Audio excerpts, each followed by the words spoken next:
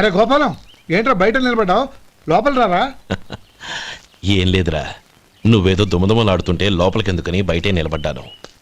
అవును, ఎవరి మీద కేకలేస్తున్నావు? ఇంకెవరి మీద? నా పీకి గుదిబండ్లా తయారైందిగా నా కూతురు, దాని మీద. ఇప్పటి వరకు దాదాపు 40 సంవత్సరాలు చూశాను రా. వచ్చిన ప్రతి వాళ్ళు ముందు లడ్డూలు తిని బాగుందంటారు, తర్వాత పకోడి తిని బాగుందంటారు, తర్వాత పిల్లలు చూస్తారు, వెళ్ళిన తర్వాత ఉత్తరం రాస్తామంటారు. అంతే, మళ్ళీ తుపాకీ దెబ్బ కూడా దొరకరు. కారణం ఏంటో చెప్పరు. అంతా నా కర్మ. ఏ జన్మలో ఏ పాపం చేశానో ఏమిటో. అసలు దీని జాతకంలోనే ఇది చెల్లుందిరా. ఎవరినన్నా ఏ లాభం? ఏంట్రా మాటలు? అమ్మాయి బాధపడదు. కొత్తగా బాధపడటానికి ఏముందిరా? తిట్టి తిట్టి నాకు పడి పడి దానికి అలవాటైపోయింది. నా సంగతి సరే, ఏంటి ఇలా వచ్చావు? ఉత్తరం, మనీ ఆర్డరు, అంతేగా? రేయ్, నేను మాట చెప్తాను, నువ్వేమనుకో కదా. భలేవాడివే, చెప్పరా. సంపాదించిందంతా తమ్ముళ్ళకే ఖర్చు పెట్టకుండా నీకంటూ కొంచెం వెనకేసుకోరా. నా గురించి నీకు తెలుసుగా. నా తమ్ముళ్ళందరినీ కష్టపడి చదివించి ప్రయోజకులు చేశాను. వాళ్ళు సంపాదించడం మొదలెట్టాక నా మొహం కూడా చుట్టం మానేశారు. ఇవాళ నా కూతుర్ని కనీసం గుమాస్తాకిచ్చి పెళ్లి చేయలేని స్థితిలో ఉన్నాను. నా పరిస్థితి నీకు రాకూడదని చెప్తున్నాను.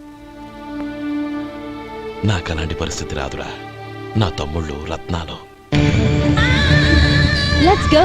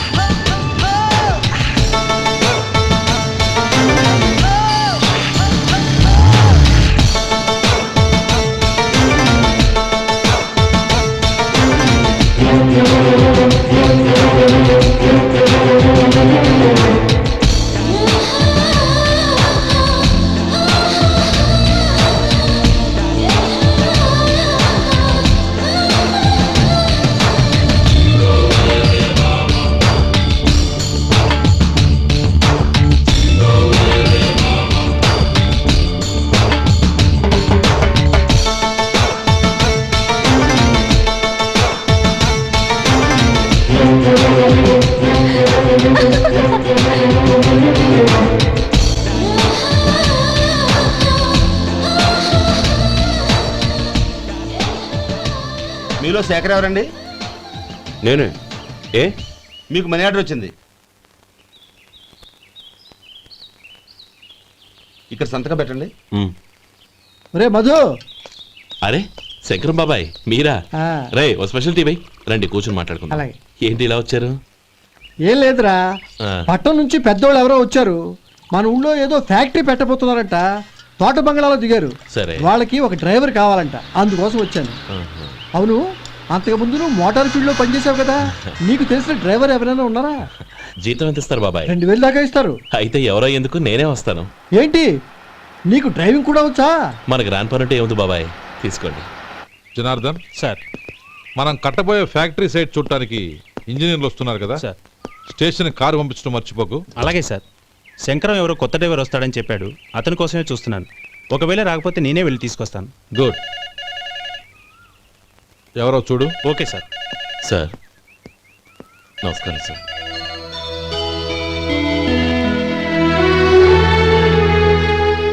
నువ్వు గోపాలరావు తమ్ముడు కదూ?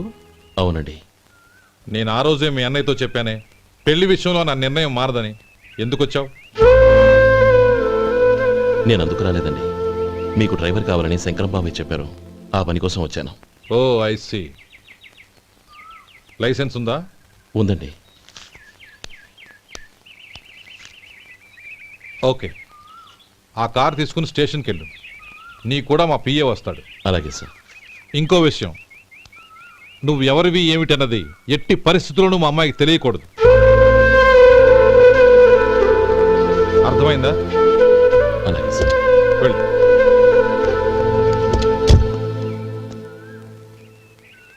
వీడు మాట మీద నిలబడతాడంటావా? కోట్లిచ్చినా మాట తప్పని వంశం అండి వాళ్ళది.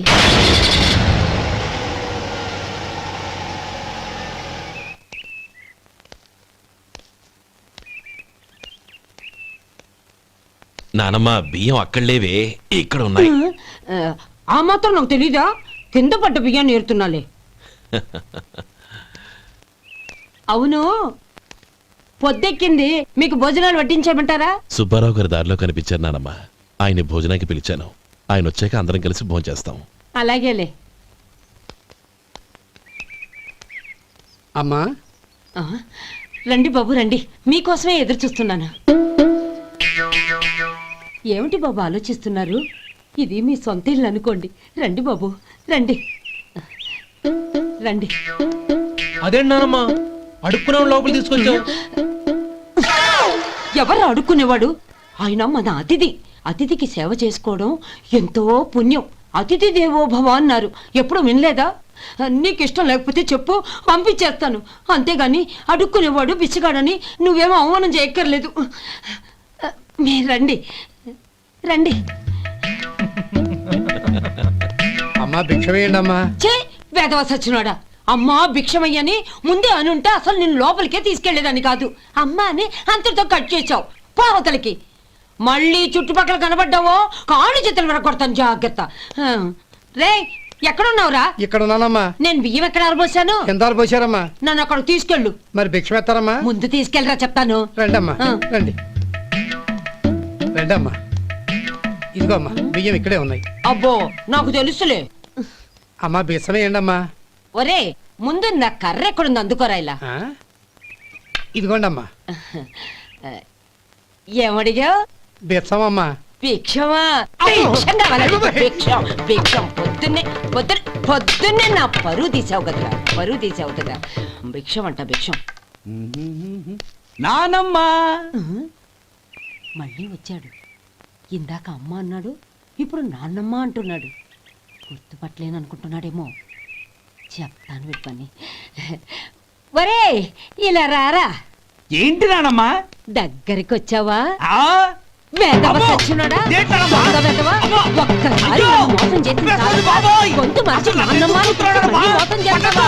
ఏరా, నేను గుర్తుపట్టలేదనుకున్నావా? మళ్ళీ ఇటు పక్క వచ్చావా? కాళ్ళు విరగ్గొడతాను, జాగ్రత్త. నానమ్మా వాడు ఎవడనుకుంటున్నావు? మన సొంటిగాడు. నాకు తెలియదేంటి, వాడు చేసిన ఏదో పనికి కొట్టక ముద్దెట్టుకుంటారా? లే గోపి, ఎందుకైనా మంచిది నువ్వు ఇక్కడే ఉండు. ఆ సుబ్బారావు గారు వచ్చినా ఇదే సన్మానం చేయగలదు. అలాగే అన్నయ్య.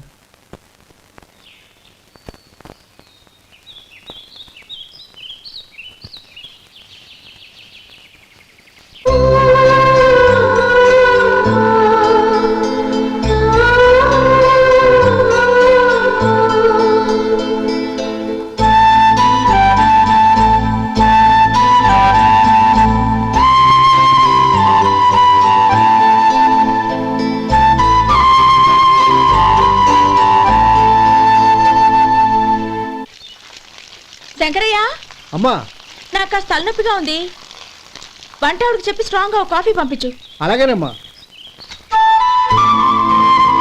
గౌరీ గౌరీ, ఈ సొంటి కాఫీ తాగు, తలనొప్పి తగ్గిపోతుంది. బాబాయ్ ఆ?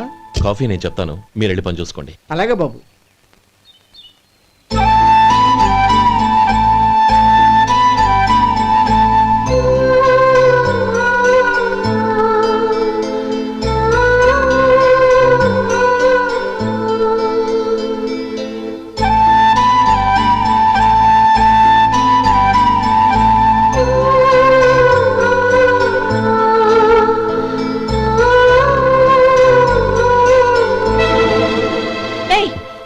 ఎవరు నువ్వు?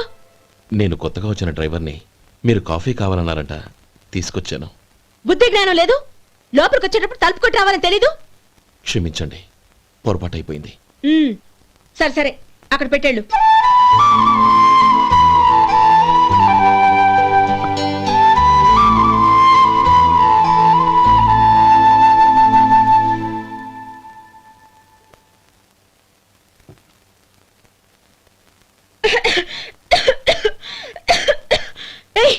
ఏంటిది?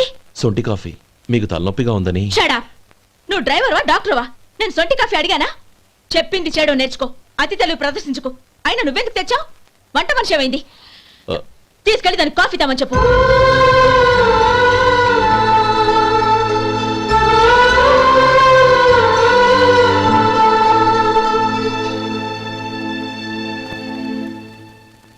ఏమయ్యా మసాలా వాడు ఉందా? లేవు. పొద్దున్న 500 వడలేసాం, కాలేజీలో స్ట్రైక్ అని తీసుకెళ్లారు. కాలేజీ స్ట్రైక్ కి మసాలా వాడికి సంబంధం ఏంటి? కొట్టారంటే తల పగలొద్దు. మా హోటల్ వడలంత స్ట్రాంగ్. ఒకే ఒక వడుంది తెమ్మంటావా? అమ్మో వద్దు, దోశ చాలు. బతికిపోయాడు.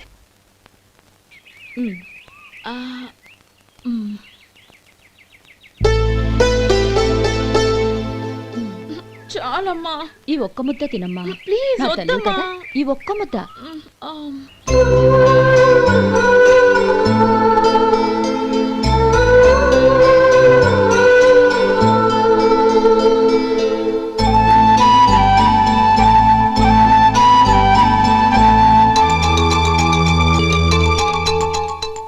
ఈ డ్రైవర్ని చూస్తుంటే నా కొళ్ళు మండిపోతుంది.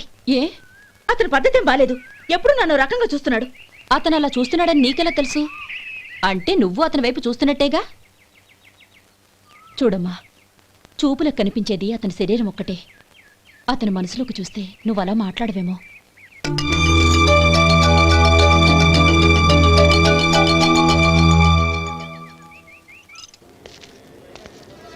నమస్తే పెద్దాయనా. నమస్తే. ఏంటి ఎప్పుడు ఇంట్లోంచే కదలరు? ఎక్కడికి బయలుదేరారు? చిన్న తమ్ముడు పట్నంలో డాక్టర్ చదువుతున్నాడు కదా, ఆ. వాడిని చూసొద్దామని. అలాగా, మంచిది, వెళ్ళండి, వస్తానండి. రారా. కదా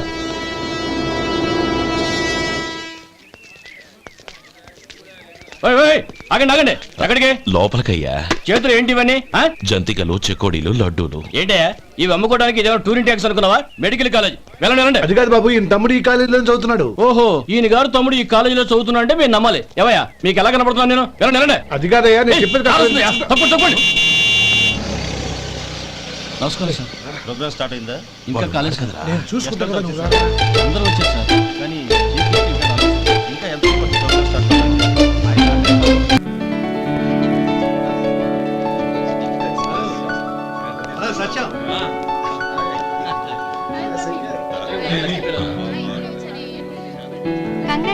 థ్యాంక్ యూ సో మచ్. రే శేఖర్, కంగ్రాట్స్ రా, అద్దరు కొట్టేసారు. ఒరే గోపాలం, నీ తమ్ముడిని అందరూ పొగుడుతున్నారా? ఒకవేళ ఫస్ట్ క్లాస్ వచ్చిందేమో. మరి ఊరికే పొగుడతారా? నా తమ్ముడంటే ఏమనుకున్నావు? రే శేఖర్, మా డాడీ రా, కమిషనర్ ఆఫ్ పోలీస్. నమస్కారం అండి. నా friend Shekhar. Congratulations my boy. Thank you sir. ముందుకెళ్దాం పదరా. రేరే వద్దురా. ఏ తమ్ముడు డాక్టర్ చదవడం మనకి గర్వంగా ఉండొచ్చు కానీ ఈ పల్లెటూరుని తన అన్నయ్య అని చెప్పుకోవడానికి వాడికి ఇబ్బందిగా ఉంటుంది. పైగా వాడి చుట్టూ పెద్ద పెద్దోళ్ళంతా ఉన్నారు. ఇలా దూరం నుంచి చూద్దాం. డియర్ స్టూడెంట్స్, మన కాలేజీ రజతోత్సవం జరుపుకునే సందర్భంలో మన కాలేజీ అంతా గర్వపడే విషయం, మీరందరూ ఆనందించే విషయం ఒకటి చెప్తాను వినండి. మన final year student mister Shekhar eradication of cancer in the new millennium అనే విషయం మీద ఒక అనలిటికల్ ఆర్టికల్ రాశారు. ఆ పేపర్ను all India medical council approve చేసింది. ఆ స్టూడెంట్ని, మన కాలేజీని కూడా అభినందిస్తూ నిన్ననే ఒక లెటర్ వచ్చింది.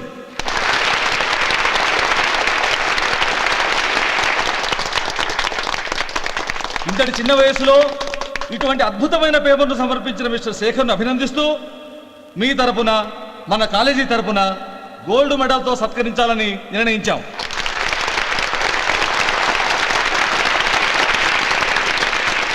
Mister Shekhar, please come on to the dais. Give him a big hand.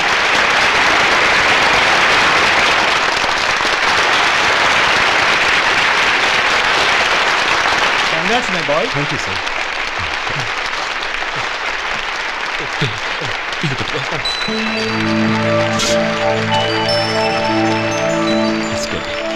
తీసుకోండి, తినండి బాబు. మీరు తీసుకోండి. గౌరవనీయులైన హైకోర్టు జడ్జ్ శ్రీ రామ్మోహన్ రావు గారిని వారి చేతుల మీదుగా గోల్డ్ మెడల్ బహుకరించవలసిందిగా కోరుతున్నాం.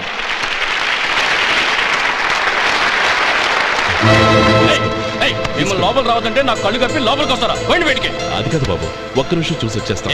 అమ్మిని చాలవా? నడవండి బయటికి. అమ్మడం కాదు. నడవండి. నడవండి. ఆడిటోరియంలో లడ్లు అమ్ముతారు సార్. ఏమయ్యా, ఇదేమన్నా బస్ స్టాండ్ అనుకున్నావా? ఇలా బయటికి లేదండి. బయటికి. చంద్రం, చంద్రం, నేను చెప్పేది విను. చంద్రం, గొడవ వద్దు చంద్రం.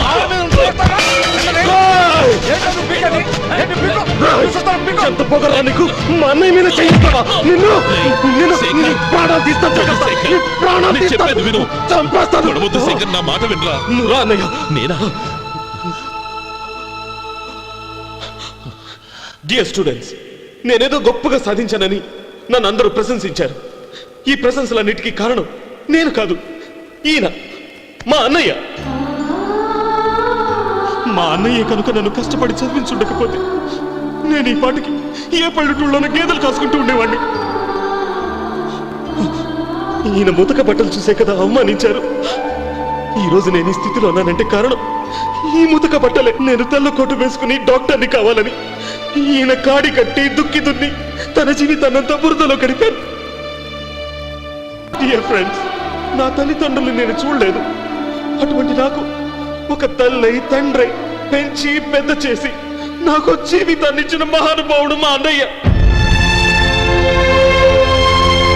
నాకు వేరే దేవుడు లేడు, మా అన్నయ్య నాకు దేవుడు. నాకు దొరికినట్టు మా అన్నయ్య లాంటి బంగారు అన్నయ్య ఈయనకి లేడు. అలా ఉండుంటే ఈయన కూడా ఎన్నో సాధించేవారు. మీ అందరిలాగా సూటు బుట్టు వేసుకుని ఇక్కడికి వచ్చిండే శేఖరం, శేఖరం. అన్నయ్య.